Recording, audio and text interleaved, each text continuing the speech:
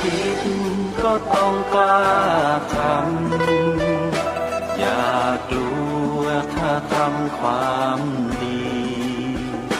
เร่งศึกษาปัญหาให้ทันท่วงทีเมืองไทยจะพัฒนากว่านี้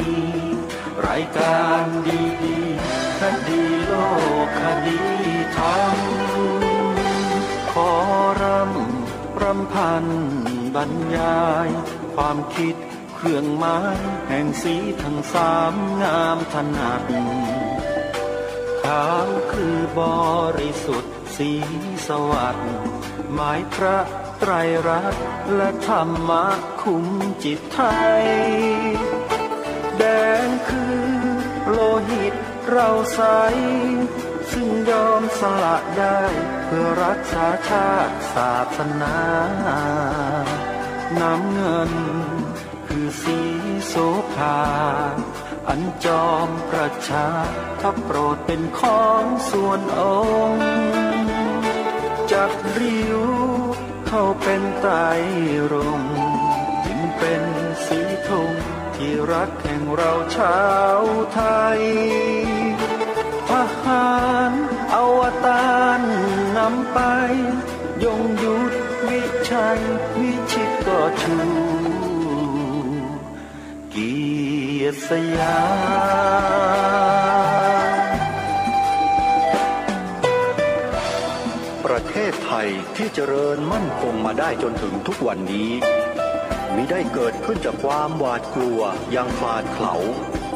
แต่บรรพบุรุษไทยของเราทุกยุคทุกสมัยล้วนแต่มีความกล้าหาญและชาญฉลาดปกป้องเอกราชสร้างชาติให้เกิดความมั่นคงโดยมีธงแห่งพระไตรรัตน์เป็นเครื่องนำชัยจึงเป็นที่มาที่ไปของรายการคดีโลกคดีธรรม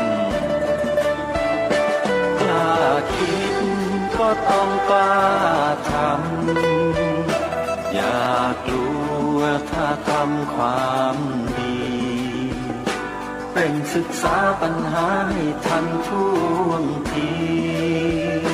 เมืองไทยจะพัฒนากว่านี้รายการดีๆคดีโลกคดี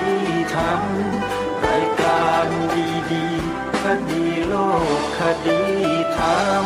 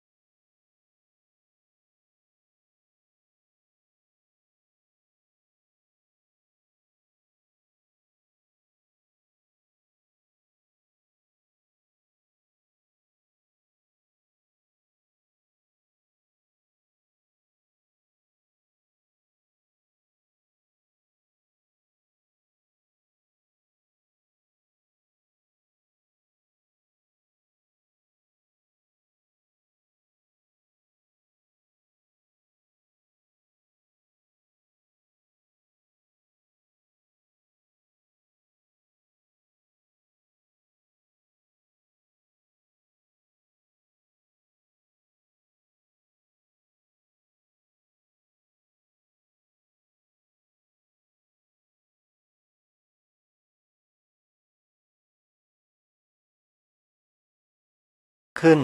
12 ค่ำเดือน 6วันนี้ตรงกับวันศุกร์ที่23เมษายนพระพุทธศักราช2564รายการคดีโลกคดีธรรมมาพบกับท่านผู้ฟังเป็นปกติทุกวันจันทร์ถึงวันศุกร์และวันเสาร์อาทิตย์ทางสถานีวิทยุแห่งนี้ท่านผู้ฟังสามารถดาวน์โหลดแอปพลิเคชันเพื่อติดตามรับฟังรายการนี้ได้เป็นประจำทุกวันแอปพลิเคชันมีชื่อว่าสมาพันธ์สื่อวิทยุพระพุทธศาสนาอาเซียนสมาพันธ์สื่อวิทยุพระพุทธศาสนาอาเซียน เป็นแอปพลิเคชันหนึ่งเดียวที่ได้รวบรวมสถานีวิทยุพระพุทธศาสนาแห่งชาติไว้ด้วยกันหลายสถานีหลายจังหวัดเมื่อท่านดาวน์โหลดแอปพลิเคชันนี้ไว้ในโทรศัพท์มือถือของท่านเท่ากับว่าท่านจะมีสถานีวิทยุพระพุทธศาสนาแห่งชาติในจังหวัดต่างๆไว้สดับรับฟังได้ทุกที่ของโลกและฟังได้ตลอด24 ชั่วโมงจึงขอเรียนเชิญเจริญพรทุกท่านช่วยบอกต่อให้ญาติธรรมของเรานั้นดาวน์โหลดแอปพลิเคชันนี้ไว้ในโทรศัพท์โดยทั่วถึงกันรายการในวันนี้เพื่อไม่ให้ขาดตอนในการรับเนื้อหาสาระที่ทางรายการได้บันทึกและนำมาเปิดให้กับทุกท่านได้ฟังต่อเนื่องนั่นก็คือเรื่องของเนื้อหาสาระการประชุมสัมมนาเชิงปฏิบัติการของกองการวิปัสสนาธุระแห่งประเทศไทยณวัดนาหลวงอภิญญาเทศิตธรรมตำบลคำด้วงอำเภอบ้านผือจังหวัดอุดรธานีมาให้ทุกท่านฟังอย่างต่อเนื่องด้วยกันวันนี้จึงได้เตรียมคลิปเอาไว้ในการประชุมสัมมนากันในวันดังกล่าวจะมาเปิดให้กับทุกท่านได้ฟังถึงแนวคิด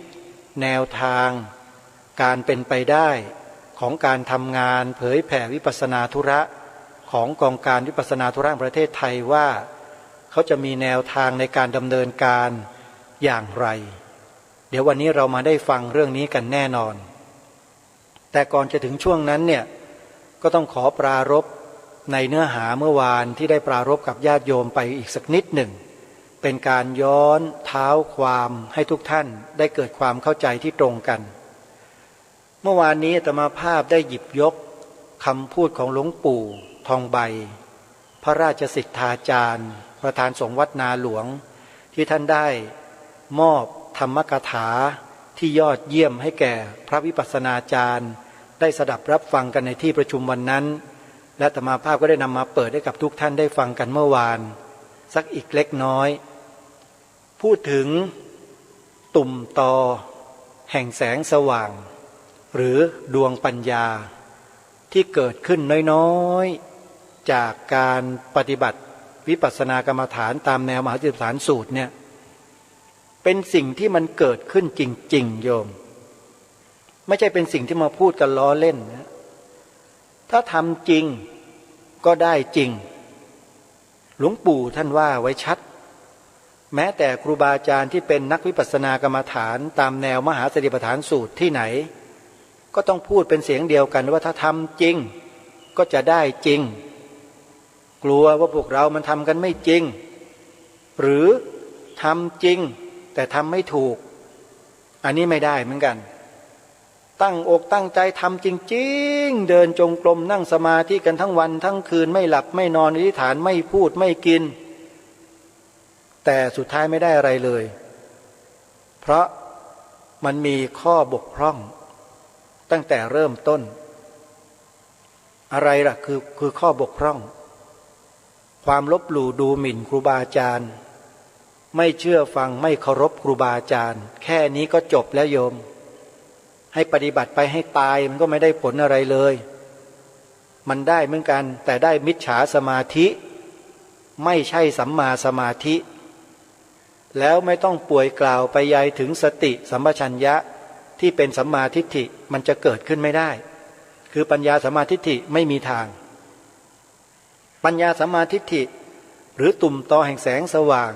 ที่หลวงปู่ท่านว่าไว้นะมันจะเกิดขึ้นได้ก็ต่อเมื่อผู้ปฏิบัติหรือโยคาวจรเหล่านั้นเนี่ยต้องเดินให้ถูกต้องตั้งแต่เบื้องต้นถ้าเดินผิดนิดเดียวมันไปผิดหมดเลยเหมือนเราอยู่จุดเนี้ยจะเดินไปในระยะทางที่ยาวไกลเป็น1,000 กิโลถ้ามันหันไปเพียงแค่ครึ่งองศานิดเดียวมันออกนอกทางไปเลยโยมเพราะฉะนั้นมันต้องตรงองศาต้องตรงแนวทางที่ถูกต้องทุกอย่างถึงจะเกิดสิ่งนั้นขึ้นได้ ในที่นี้อุปมาอุปไมยก็คือเข็มทิศมันจะชี้เข็มไปตรงไหนเนี่ย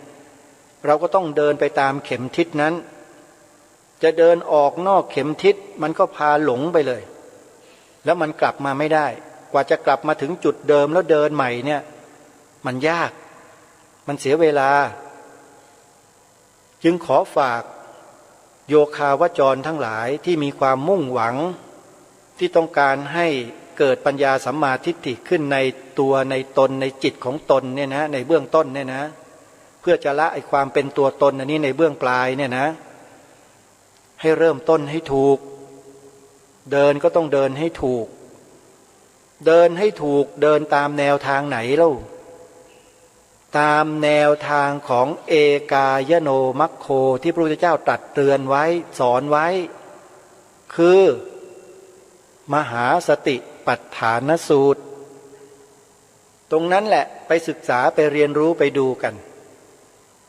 ถ้าเราได้ครูบาอาจารย์ที่ท่านมีประสบการณ์มีความรู้มีความเข้าใจที่ถูกต้องแล้วเนี่ยไม่ต้องไปดูตำรับตำราอะไรเลยอย่างหลวงปู่ทองใบเป็นต้นอย่างหลวงพ่อโชดกพระธรรมธีรราชมหามุนีเป็นต้นในสมัยอดีตนะฮะและปัจจุบันนี้ก็ครูบาอาจารย์สายวิปัสสนากรรมฐานของกองการวิปัสสนาธุระประเทศไทยเนี่ยโยมเชื่อขนมกินได้เลยในภาษาวัยรุ่นเขาว่าอย่างนั้นไม่หลงทิศไม่หลงทางแน่นอนยืนยันเลยฮะไม่หลงเว้นเสียแต่ไม่เชื่อฟังไม่เคารพอันนี้ช่วยไม่ได้ทำตัวเองทั้งนั้นนะขอฝากไว้เลยเรื่องแรกเนี่ยสำคัญมากคือการตั้งเข็มทิศเนี่ยการมีความเคารพมีการคารวะเชื่อฟังครูบาอาจารย์เนี่ยอันดับหนึ่งสองอย่าโกหกครูบาอาจารย์ส่งอารมณ์ให้ตรงสามทำให้ต่อเนื่องส่งอารมณ์ให้ต่อเนื่องสงสัยอะไรให้ถามแล้วครูบาอาจารย์แนะนำต้องทำตามมันอยู่ในเรื่องของความศรัทธาความเชื่อมั่นความมีสัมมาคารวะต่อตัวครูบาอาจารย์นั่นเองโยมพระพุทธเจ้าทรงเสด็จดับขันธปรินิพพานไปนานแล้วโยมบางคนหรือใครบางคนบอกว่าไม่เชื่ออะไรครูบาอาจารย์เชื่อพระพุทธเจ้าสิพระพุทธเจ้าที่เป็นตัวเป็นตนมีพระชนชีพมีอยู่ไหมเล่าก็เป็นพระไตรปิฎกไงก็ไปอ่านไปศึกษาเองดิแค่นั้นก็ปฏิบัติได้แล้วจริงอยู่จริงฮะแต่คนนั้นน่ะเข้าใจหรือเปล่าเข้าใจในเนื้อหาของคัมภีร์พระไตรปิฎกดีแค่ไหนแล้วเข้าถึงหรือยังคำสอนของพระพุทธองค์ที่เป็นตัวลายลักษณ์อักษรที่มีอยู่ในพระไตรปิฎกนะโยมเป็นแค่แนวทางเฉยๆส่วนการรู้จริงรู้แจ้งนั้นต้องปฏิบัติเรามีครูบาอาจารย์ที่ท่านเข้าใจท่านรู้แจ้งท่านเห็นจริงมาสอนเราเนี่ยแล้วเราจะเอาอะไรจะต้องไปนั่งค้นคว้าศึกษาพลิกตำรับตำรา 84,000 พระธรรมขันธ์ไปนั่งดูอยู่หรืออาตมาภาพว่าตายก่อนไม่ต้องทำอะไรกันนะหลวงปู่ทองใบยืนยันเลยว่าทางลัดมันมีอยู่แล้วท่านก็แนะนำท่านก็บอกเราด้วยเดี๋ยวช่วงต่อไปข้างหน้าเนี่ยอาตมาภาพจะนำเสียงที่หลวงปู่ท่านตอบคำถามที่อาตมาภาพถามท่านเนี่ยถามท่านว่ามีทางลัดอะไรไหมหลวงปู่ที่จะแนะนำครูบาอาจารย์เราหรือลูกศิษย์ลูกหาประชาชนโดยทั่วไปให้เข้าถึงวิปัสสนากรรมฐานแบบรวดเร็วแบบไม่ต้องเสียเวลามากทำยังไงเดี๋ยวท่านจะตอบให้ฟังแต่ในวันนี้เนี่ยจะมีเรื่องของการประชุมสัมมนาของคณะกรรมการบริหารกองการวิปัสสนาธุระประเทศไทยในการบริหารจัดการที่จะขับเคลื่อนงานวิปัสสนาธุระมาให้กับพวกเราได้ฟังกันก่อนโยมอย่าทิ้งทางโลกนะอย่าเกลียดทางโลกเนี่ยกับทางธรรมเนี่ยโยมมันทางเดียวกันนั่นแหละเชื่อไหมที่พูดเนี่ย มันทางเดียวกันแล้วเสร็จแล้วพอเดินไปถึงจุดหมายหนึ่งเนี่ยจิตที่มันรู้ที่มันตื่นแล้วมันเบิกบานเห็นแล้วเนี่ยมันก็จะทิ้งของมันไปเองเวลาเดินมันเดินไปด้วยกันแบบนี้แหละมันทิ้งไม่ได้โยมปรมัตถ์ก็ต้องอาศัยบัญญัติตัวบัญญัติก็ต้องอาศัยปรมัตถ์เป็นเหตุเป็นปัจจัยเนื่องกันอยู่อย่างนี้เบื้องต้นมันต้องอาศัยกันก่อนเหมือนกับเรือข้ามฟากอะเราจะข้ามแม่น้ำข้ามมหาสมุทรในขณะที่มีปลาฉลามมีจระเข้เขี้ยวโง้งพร้อมที่จะกินสิ่งมีชีวิตทั้งหลายทั้งปวงที่ตกลงไปในน้ำอยู่เรามีเรือมีแพขนาดใหญ่พาเราข้ามไปเนี่ยนั่นคือยานพาหนะที่เป็นเหตุปัจจัยนำพาเราไปสู่อีกฝั่งหนึ่งโลกิยะทั้งหลายทั้งปวงนั่นก็เหมือนกับเรือนี่แหละอาศัยขี่ข้ามไปดิพอขึ้นฝั่งได้แล้วใครจะแบกเรือไปบ้างอะคงไม่มีใครแบกเรือหรอกโยมอุปมานี้ฉันใดอุปไมยก็ฉันนั้นการปฏิบัติเพื่อนำไปสู่ความวิมุตติหลุดพ้นเนี่ยเหมือนกันโยมเดินในเบื้องต้นมันก็ต้องอาศัยความเป็นโลกิยะนี่แหละเดินกันไปก่อนอยู่ๆก็จะปฏิเสธเลยบอกว่าไม่ต้องถวายเงินมาหรอกพระเพลอะเนี่ยมันจะไปนิพพานกันหมดแล้วให้มันไปนิพพานกันเถอะถวายแล้วบาปอย่างนู้นบาปอย่างนี้ไอ้พูดแบบนี้พูดไม่รับผิดชอบสังคมไอ้พวกเนี้ยนะอาตมาภาพพูดไปพูดมาก็ต้องแวะก็มานิดนึงโยมพวกปัญญาอ่อนทั้งนั้นแหละปัญญามันสั้นมันคิดไม่เป็นมันมองโลกในแง่เดียวนะอาตมาภาพขอบอกว่าโลกียะมันก็มีความจำเป็นในเบื้องต้นนะโยมอย่าไปฟังอย่าไปอะไรกับพวกปรมัตถ์พวกโลกุตระพวกนั้นมากก็เลยอาตมาภาพว่าพวกนี้ไม่ได้บรรลุหรอกพวกทะลุทั้งนั้นน่ะทะลุนะไม่ใช่บรรลุนะถ้าเกิดบรรลุแล้วก็ไม่เป็นแบบนี้หรอกดูครูบาอาจารย์ของเราสิแต่ละรูปแต่ละองค์สายหลวงปู่มั่นหลวงปู่ฟั่นสายหลวงปู่ชาเนี่ยท่านเคยมาสอนมาเสี่ยมให้ญาติโยมเลิกถวายปัจจัยพระไหมเล่ามีไหมแล้วพวกนี้มันเป็นใครล่ะนะแวะนิดนึงขออภัยนะโยมมาพูดแล้วก็ต้องพูดให้มันชัดๆหน่อยโลกิยะมันต้องพูดให้ชัดโยม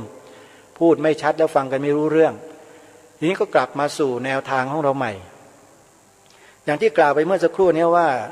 แนวทางที่จะเดินตรงไปสู่ความวิมุตติหลุดพ้นเนี่ยมันต้องไปให้ตรงกับเข็มทิศที่ตั้งไว้เดินในก้าวแรกนี่สำคัญมากถ้าเดินถูกก้าวที่หนึ่งก้าวที่สองมันก็ถูกก้าวสองถูกก้าวสามมันก็ถูกเพราะมีเข็มทิศชี้ไปข้างหน้าเข็มทิศนั้นคืออะไรสติปัฏฐานสูตรขอย้ำเลยสติปัฏฐานสูตรโยมเริ่มกันตั้งแต่เข็มทิศชี้ไปอันแรกแล้วก็เดินไปเถอะเดี๋ยวก็เห็นเดี๋ยวก็รู้นะฮะจึงขอฝากพวกเราท่านทั้งหลายว่างานวิปัสสนาธุระนั้นเป็นงานที่มีความสำคัญไม่แพ้งานคันธธุระงานคันธธุระก็มีความสำคัญใครบอกว่าไม่สำคัญเนี่ยผิด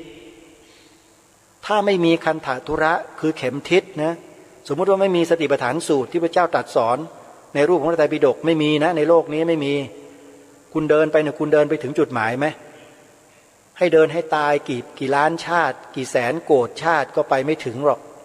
ถ้าคุณไม่ได้สดับรับฟังสิ่งนี้คือสติปัฏฐานสูตรเพราะฉะนั้นคันธธุระจำเป็นสำคัญต้องศึกษาต้องเรียนรู้ทำความเข้าใจให้ถูกต้องแล้วจึงจะเดินได้ถูกทางท่านสาธุชนทั้งหลายอย่าให้เสียเวลากันเลยโยมเดี๋ยวมีคลิปเสียงของการประชุมสัมมนาของคณะกรรมการกองการวิปัสสนาธุระที่วัดนาหลวงวันที่9 เมษายนที่ผ่านมาเนี่ยให้พวกเราได้ศึกษาได้ฟังกันว่าแต่ละท่านแต่ละองค์นั้นท่านมีแนวทางและแนวคิดกันอย่างไรติดตามรับฟังแล้วได้มาสรุปในช่วงท้ายพร้อมๆกันณบัดนี้โยมครับเสร็จแล้วก็จะเข้าสู่การประชุมสัมมนาเลยนะครับเพื่อต่อเนื่องก่อนที่จะนิมนต์พระเดชพระคุณหลวงปู่ไปพักนะครับผู้ที่จะดำเนินรายการก็คือท่านพระครูปลัดณรงค์ฤทธิ์นะครับจะได้ดำเนินรายการในช่วงประมาณ1 ชั่วโมงต่อจากนี้ไป ดังนั้นก็ขออาราธนาท่านพระวิปัสสนาจารย์ได้กลับเข้าสู่ที่นั่งเดิมนะครับแล้วก็จะได้ดำเนินรายการจะขอสัก 2-3 คำถามทั้งการรายงานนะครับโดยลำดับแรกจะได้กราบอาราธนาพระเดชพระคุณท่านเจ้าคุณพระภาวนาธรรมาภินันท์นะครับเป็นผู้เล่าเกี่ยวกับชีวิตและการสร้างการสอนธรรมะของพระเดชพระคุณหลวงปู่พระราชสิทธาจารย์เป็นการแนะนำวัดเป็นการกล่าวต้อนรับคณะพระวิปัสสนาจารย์และก็พระเดชพระคุณที่เพิ่งมาครั้งแรกที่นี่ด้วยนะครับในช่วงนี้จะขอจัดสถานที่การนั่งเพื่อที่จะเข้าสู่การประชุมสัมมนาในเชิงปฏิบัติการนะครับของกองการวิปัสสนาซึ่งเป็นวาระสำคัญที่จะมีการขับเคลื่อนว่าวิปัสสนากองการวิปัสสนายุคใหม่ยุคหลัง New Normal โควิด -19 จะเป็นอย่างไรนะครับดังนั้นต่อไปนี้ขอนิมนต์ท่านพระอาจารย์พระครูประหลัดณรงค์ฤทธิ์ได้เตรียมพร้อมเลยนะครับเพื่อที่จะได้ดำเนินรายการให้จบภายใน1 ชั่วโมงแต่ลำดับแรกนี้จะขอกราบอาราธนาพระเดชพระคุณท่านเจ้าคุณพระภาวนาธรรมาภินันท์เจ้าวาดวัดนาหลวงนะครับได้โปรดเมตตาเพื่อที่จะกล่าวต้อนรับตลอดทั้งข้อมูลต่างๆแนวทางการสอนของหลวงปู่และเกี่ยวกับวัดนาหลวงแห่งนี้ท่านจะเป็นผู้เกริ่นแล้วก็น้อมกราบถวายสักการะขอบคุณพระเดชพระคุณทุกรูปที่มาในครั้งนี้ในขณะนี้พระวิปัสสนาจารย์ทั้งหลายก็กำลังเข้าน้อมถวายมุทิตาสักการะถวายสิ่งที่เป็นกำลังใจมาขอบารมีจากหลวงปู่พลังแห่งบารมีเพื่อให้พระวิปัสสนาจารย์ไปจุดไฟแห่งความสงบเย็นกับทุกที่ที่ท่านทำหน้าที่สอนทำหน้าที่ให้แนวทางวิปัสสนากรรมฐานแก่ท่านสาธุชนที่อยู่ที่ต่างๆทั้งในส่วนกลางกรุงเทพแล้วก็อยู่ในภูมิภาคต่างๆทั่วประเทศไทยวันนี้ได้รับความเมตตาอนุเคราะห์จากพระเดชพระคุณท่านเจ้าคุณพระเทพวิสุทธิมุนีซึ่งเป็นปริญญาธรรม9 ประโยคเป็นรองศาสตราจารย์ด็อกเตอร์และก็ท่านได้ทำหน้าที่ทั้งในส่วนงานของวัดมหาธาตุคือเป็นผู้ช่วยเจ้าวาดวัดมหาธาตุเป็นเจ้าคณะเขตพญาไทด้วยแล้วก็เป็นผู้อำนวยการสถาบันวิปัสสนาธุระของมหาวิทยาลัยมหาจุฬาลงกรณราชวิทยาลัยพระเดชพระคุณจะอยู่ที่นี่จนถึงวันที่11ดังนั้นต่อไปนี้ขอได้เข้าสู่รายการการสัมมนานะครับแล้วก็ในเบื้องต้นก่อนเข้าสู่การสัมมนาเมื่อเจ้าคุณเจ้าวาดพระภาวนาธรรมาภินันท์เดินทางมาถึงก็จะได้เป็นผู้กล่าวนะครับดังนั้นขอนิมนต์ท่านพระมหาชิตกับท่านพระครูประหลัดณรงค์ฤทธิ์นะครับขออาราธนาครับครับขอกราบขอบพระคุณหลวงพ่อพระครูสุดีธรรมธรด้วยความเคารพนะครับลำดับต่อจากนี้ไปสำหรับอุบาสกอุบาสิกาท่านใดที่ยังพอมีเวลาก็เรียนเชิญทุกท่านได้ร่วมฟังการสัมมนาวันนี้ตั้งหัวข้อการสัมมนาในวันนี้ก็คือการแนวทางการขับเคลื่อนกองการวิปัสสนาในปัจจุบันนะครับลำดับต่อจากนี้ไปกับผมจะได้ขออนุญาตอ่านรายนามผู้ที่จะร่วมสัมมนาในครั้งนี้นะครับซึ่งประกอบไปด้วยรูปที่1ท่านพระอาจารย์มหาสวัยยานวีโรด็อกเตอร์นะครับรูปที่2ท่านพระอาจารย์สว่างติขวีโรจากสำนักวิปัสสนาติขวนารามนะครับรูปที่3ท่านพระอาจารย์มหาสมปองมุทิโตรูปที่4หลวงพ่อพระครูธรรมธรสัมพันธ์นะครับแล้วก็รูปที่5หลวงพ่อพระครูสุธีธรรมธรสุธีโรด็อกเตอร์นะครับซึ่งจะเป็นผู้ดำเนินรายการร่วมกับอาจารย์ดร.รักษยามนามารุภาพนะครับท่านที่มีรายนามเมื่อสักครู่นี้นะครับถ้าหากว่าพร้อมแล้วก็ขออนุญาตนะครับในกราบอาราธนาประจำยังเก้าอี้นะครับที่เจ้าหน้าที่จัดเตรียมไว้เพื่อที่จะเข้าสู่ พิธีหรือกิจกรรมสัมมนาแนวทางการขับเคลื่อนกองการวิปัสสนาธุระในปัจจุบันนะครับเป็นลำดับต่อไปในระหว่างนี้นะครับเจ้าหน้าที่ก็จะได้แจกเอกสารซึ่งในฝ่ายกองการวิปัสสนาธุระได้นำมาแจกเป็นเอกสารประกอบการประชุมซึ่งจะมี2ส่วนด้วยกันนะครับส่วนแรกเป็นส่วนของการประชุมนโยบายแล้วก็มติต่างๆสรุปก่อนเมื่อสรุปมติประชุมต่างๆเสร็จแล้วก็จะเป็นกิจกรรมสัมมนาเชิงปฏิบัติการในหัวข้อแนวทางการขับเคลื่อนกองการวิปัสสนาธุระในประเทศไทยในปัจจุบันเป็นลำดับต่อไปนะครับสำหรับภารกิจที่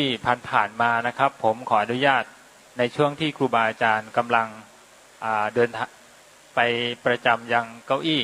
ที่จัดเตรียมไว้นะครับภารกิจที่ผ่านมาของกองการวิปัสสนาธุระก็มีการหล่อรูปเหมือนของเจ้าพระคุณสมเด็จพุทธาจารย์อาจขึ้นที่มหาวิทยาลัยมหาจุฬาลงกรณราชวิทยาลัยที่วังน้อยนะครับแล้วก็มีการจัดปฏิบัติธรรมแล้วก็ประชุมทั้งกลุ่มย่อยแล้วก็เข้าถวายสักการะแด่พระมหาเถรานุเถระแล้วก็มอบถวายใบตราตั้งกรรมการบริหารกองการวิปัสสนาธุระที่มหาวิทยาลัยมหาจุฬาลงกรณราชวิทยาลัยวังน้อยนะครับนอกจากนั้นก็ได้ร่วมพิธีฌาปนกิจศพของหลวงปู่มหาวาปีคณารักษ์นะครับที่ผ่านมานั้นก็เป็นบทบาทที่ผ่านมาแล้วก็อีกหลายบทบาทวันนี้ท่านทั้งหลายจะได้ฟังแนวทางการขับเคลื่อนแล้วก็สรุปการประชุมต่างๆของกองการวิปัสสนาธุระเป็นลำดับต่อไปนะครับผมขออนุญาตกราบพระรัตนาผู้ที่มีรายนามดังต่อไปนี้นะครับได้ประจำยังเก้าอี้ที่เจ้าหน้าที่จัดเตรียมไว้นะครับลำดับที่1ท่านพระอาจารย์มหาสวัยยานวีโรด็อกเตอร์ลำดับที่2ท่านพระอาจารย์สว่างติขวีโรลำดับที่3ท่านพระอาจารย์มหาสมปองมุทิโตลำดับที่4ท่านพระครูสุธีธรรมธรด็อกเตอร์ลำดับที่5หลวงพ่อพระครูธรรมธรสังพันธ์ซึ่งเป็นเลขาธิการกองการวิปัสสนาธุระแห่งประเทศไทยนะครับแล้วก็ลำดับที่6ขอเรียนเชิญดร.รักษยามนามานุภาพนะครับได้ร่วมเป็นพิธีกรคู่หรือผู้ดำเนินรายการเป็นลำดับต่อไปขอเรียนเชิญเจริญพรนะครับลำดับแรกนี้ขอกราบอาราธนาพระเดชพระคุณหลวงพ่อ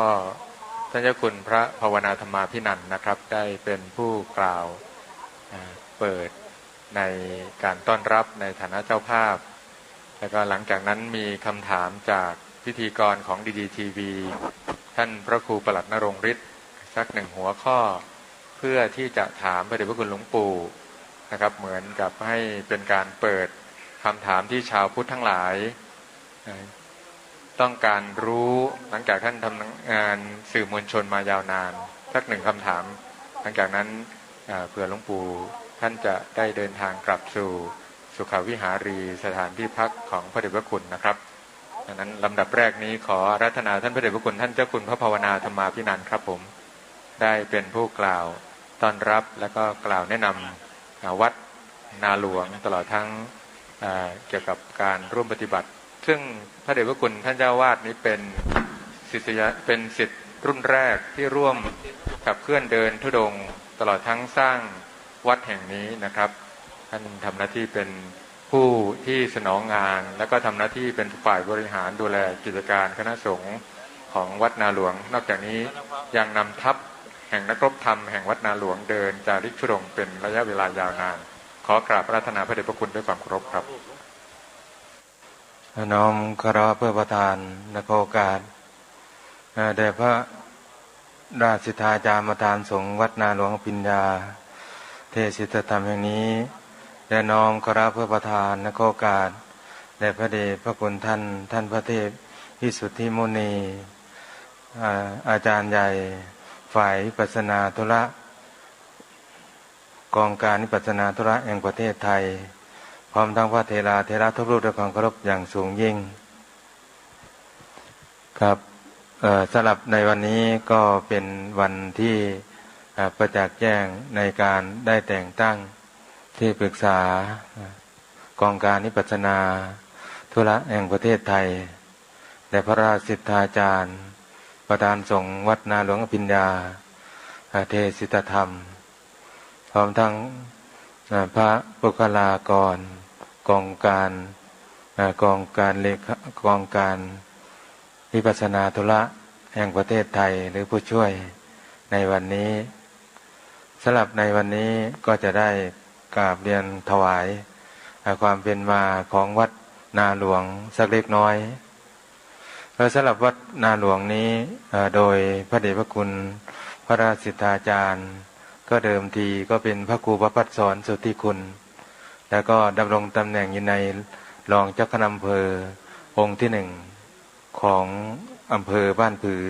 จังหวัดอุดรธานีหลังจากนั้นเมื่อมีภารกิจในการที่จะออกทำงานเผยแผ่ในทางด้านพระพุทธศาสนาพระเดชพระคุณหลวงปู่ในตอนนั้นที่เป็นพระครูประภัสสรสุทธิคุณก็เลยได้สละตำแหน่งในความเป็นรองเจ้าคณะอำเภอบ้านผือเพื่อจะได้สะดวกในการทำงานจาริกแล้วก็ได้เผยแผ่ตามเจตนารมณ์ของพระเดชพระคุณหลวงปู่ในคราวครั้งนั้นสำหรับวัดนาหลวงเดิมทีก็ได้ชื่อว่าวัดอภิญญาเทศิตธรรมในการใช้วัดอภิญญาเทศิตธรรมก็ได้ประกาศไปทั่วทุกคนแห่งของประเทศไทยคือได้ออกจรจาริกและก็ธุดงค์เผยแผ่ในโครงการเผยแผ่พุทธธรรมอยู่10 ปีด้วยกันโดยใช้ชื่อว่าวัดอภิญญาเทศิตธรรมเนื่องด้วยในตอนนั้นยังไม่ได้เป็นวัดที่ถูกต้องเมื่อดำเนินการให้เป็นวัดที่ถูกต้องทางหน่วยเพียงแล้วก็เลยพิจารณาว่าวัดอภิญญานี้สมควรที่จะเป็นวัดนาหลวงวงเล็บอภิญญาเทศิตธรรมก็เลยได้ชื่อว่าวัดนาหลวงอภิญญาเทศิตธรรมตั้งแต่บัดนั้นเป็นต้นมาสำหรับการออกทำงานในทางพุทธศาสนาหรือว่าออกทำงานศาสนกิจของพระเดชพระคุณพระราชสิทธาจารย์พร้อมศิษยานุศิษย์ในวัดนาหลวงที่ท่านได้ดำเนินกับปฏิบัติมาก็ใช้เวลายืดยาวจากวันนั้นก็ถึงวันนี้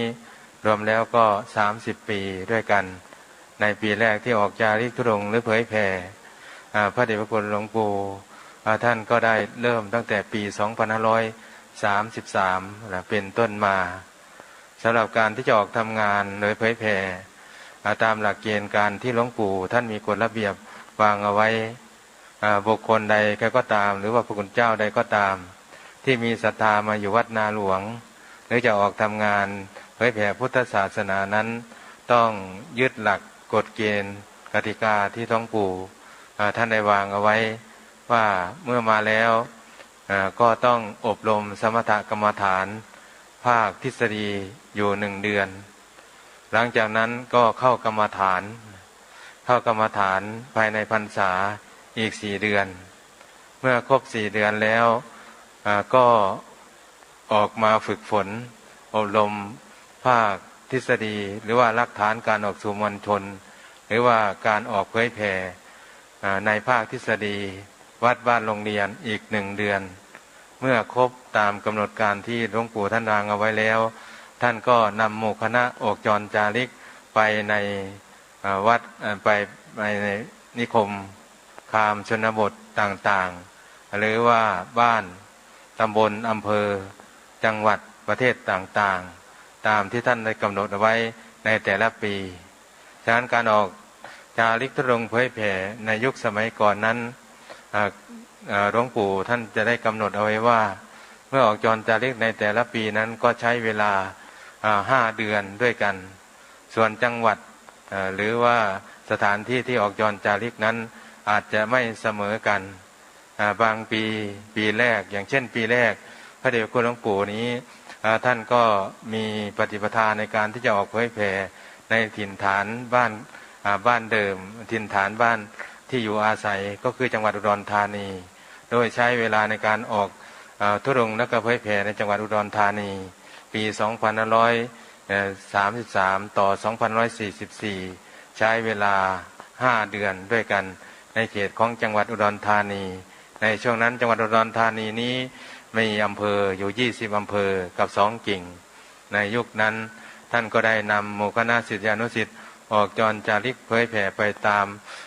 บ้านตำบลอำเภอแล้วก็ในจังหวัดครบ5 เดือน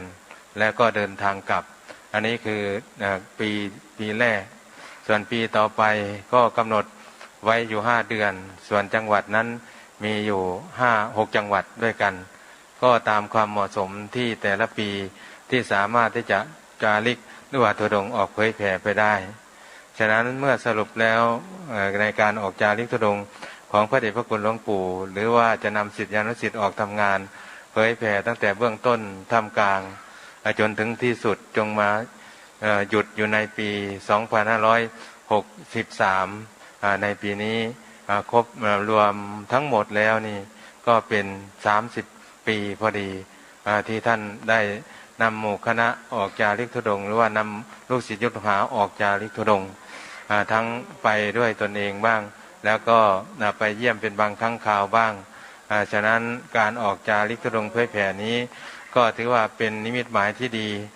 ที่เราได้เข้ากรรมฐานเราได้ฝึกซ้อมภาคทฤษฎีหรือว่าอบรมในเรื่องสมถกรรมฐานอยู่1 เดือนพอความเข้าใจเป็นแผนที่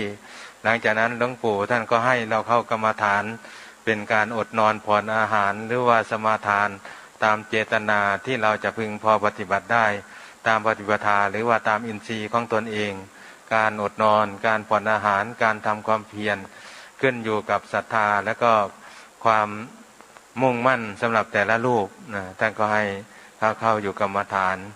เมื่อออกจากกรรมฐานแล้วได้กำหนดเวลาในการออกพรรษาท่านก็จะได้กำหนดในการอบรมหลักฐานการอุกษุมวลชนในเดือนพฤศจิกายนของทุกปีในเดือนพฤศจิกายนนี้จะเป็นการอบรม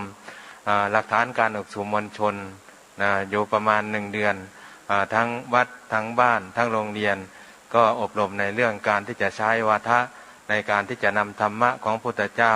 คำสั่งสอนของพระศาสดานำไปเผยแผ่เข้าสู่วัดบ้านและก็โรงเรียนเมื่อครบสมบูรณ์ในภาคทฤษฎีหรือว่าหลักฐานการออกสู่มวลชนการใช้วาทะในการเผยแผ่จากนั้นท่านก็ให้เตรียมอัฐบริขารในวันที่1 เดือนธันวาคมก็เคลื่อนยาตากองทัพธรรมไปตามสู่จุดมุ่งหมายที่ท่านได้วางเอาไว้ตามจังหวัดต่างๆที่ท่านกำหนดเอาไว้จังหวัดต่างๆก็จะปีละอย่างน้อยก็ปีละ1 ลูกปีละ1 จังหวัดส่วนมากแล้วก็5 จังหวัดขึ้นไปแล้วก็ได้ออกจาริกเผยแผ่ในรอบที่10 ปีที่ท่านได้ตั้งปณิธานเอาไว้ให้ทั่วประเทศไทย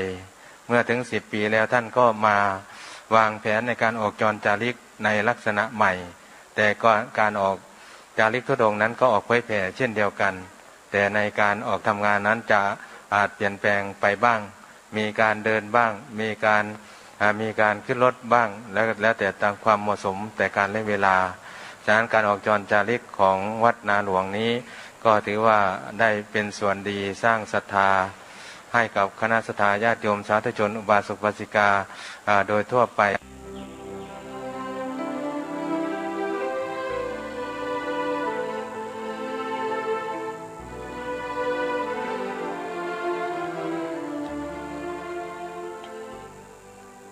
นั่นก็เป็นเสียงของท่านเจ้าอาวาสวัดนาหลวงรูปปัจจุบันซึ่งเป็นลูกศิษย์ของหลวงปู่ทองใบประภัสสโรประธานสงฆ์ของวัดนาหลวงนั่นเองท่านได้มาเท้าความถึงความเป็นมาเป็นไปของกิจกรรมงานด้านการเผยแผ่วิปัสสนาธุระของวัดนาหลวงให้กับที่ประชุมในวันนั้นได้รับรู้รับทราบถึงความเป็นมาเป็นไปและกิจกรรมที่ได้ดำเนินการผ่านมาแล้ว ก็เป็นอันว่าการเริ่มต้นของการสัมมนาในคราวครั้งนี้ก็เริ่มต้นอย่างเป็นทางการโดยการนำเสนอกิจกรรมของวัดนาหลวงที่ท่านเจ้าคุณภาวนาธรรมานันท์เจ้าอาวาสวัดนาหลวงท่านได้เป็นผู้นำเสนอในเนื้อหาของวันนั้นหลังจากนั้นที่เราจะได้รับฟังต่อไปเนี่ยก็คือการสัมมนา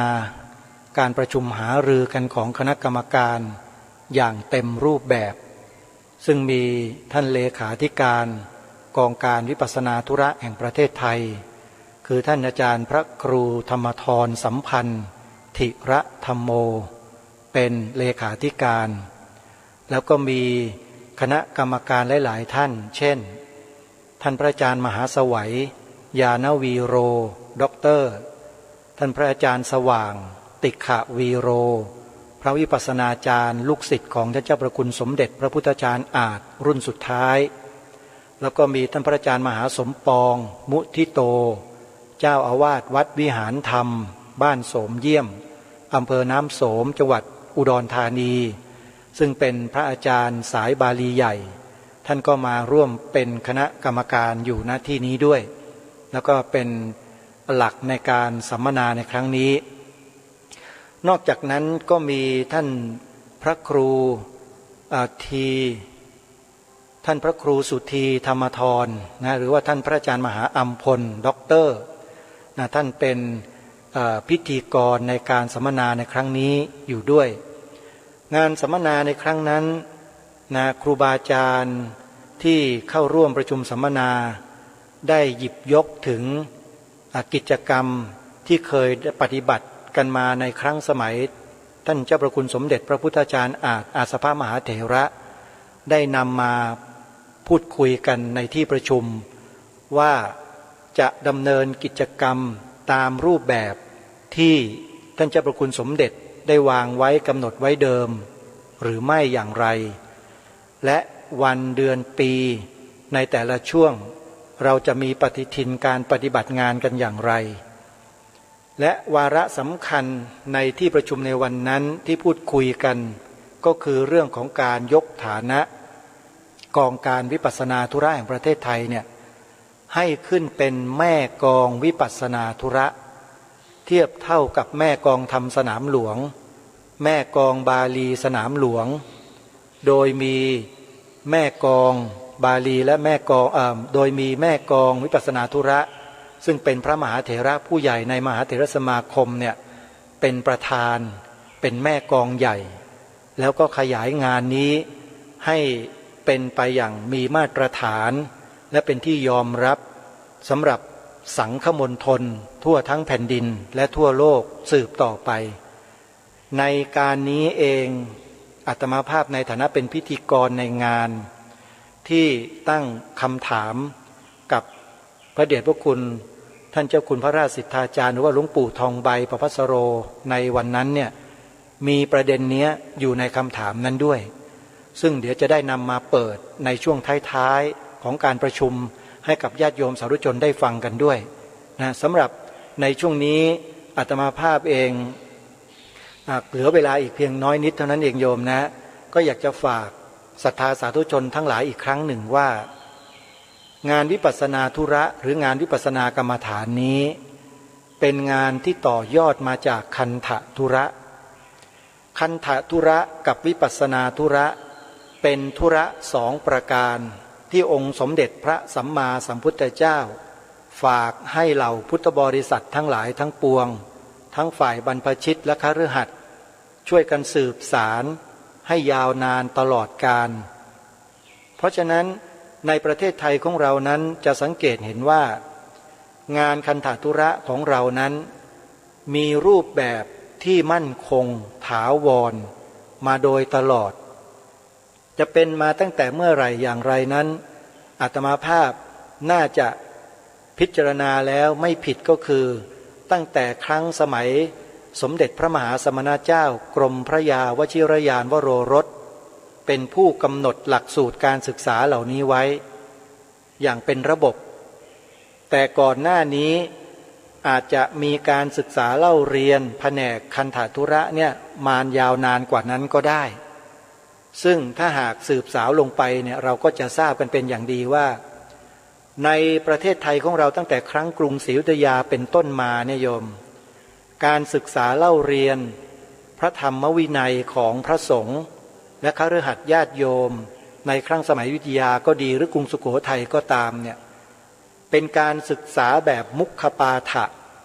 คือแบบโบราณแท้ๆมาเลยและพอหลังจากที่โลกสมัยใหม่เริ่มมีการจัดพิมพ์หนังสือเป็นตัวอักษรขึ้นมาเนี่ยประเทศไทยเราในรัชสมัยของพระบาทสมเด็จพระจุลจอมเกล้าเจ้าอยู่หัวก็ทรงมีแนวพระดำริให้จัดพิมพ์พระไตรปิฎกหรือคำสอนพระพุทธเจ้าเนี่ยให้เป็นอักษรไทยขึ้นมาเป็นครั้งแรกจึงมีพระไตรปิฎกฉบับสยามรัฐเกิดขึ้นในโลกใบนี้เป็นครั้งแรกในรัชสมัยของพระองค์นั่นเองและการศึกษาเล่าเรียนตำรับตำราการตั้งแม่กองบาลีสนามหลวงแม่กองทำสนามหลวงก็เกิดขึ้นโดยลำดับแต่ครั้งนี้การประชุมมีความมุ่งหวังและปรารถนาจะให้เกิดแม่กองวิปัสสนาธุระขึ้นในสังฆมณฑลและในราชอาณาจักรไทยของเราตรงนี้จึงขอฝากทุกท่านทุกฝ่ายว่าให้ช่วยกันสนับสนุนให้เกิดแม่กองวิปัสสนาธุระตรงนี้ในสังฆมณฑลของเราโดยทั่วถึงกันด้วยนะฮะเอาละท่านสาธุชนเวลาของรายการหมดลงแล้วอาตมาภาพต้องขอสมมุติจุติไว้แต่เพียงเท่านี้วันพรุ่งนี้เดี๋ยวมาติดตามรับฟังการสัมมนากันแบบเต็มๆนะฮะขอความสุขสวัสดีในธรรมแห่งองค์สมเด็จพระบรมศาสดาสัมมาสัมพุทธเจ้าจงปรากฏเกิดมีขึ้นในจิตใจของท่านผู้ฟังทุกท่านทุกคนเทอญขอเจริญพร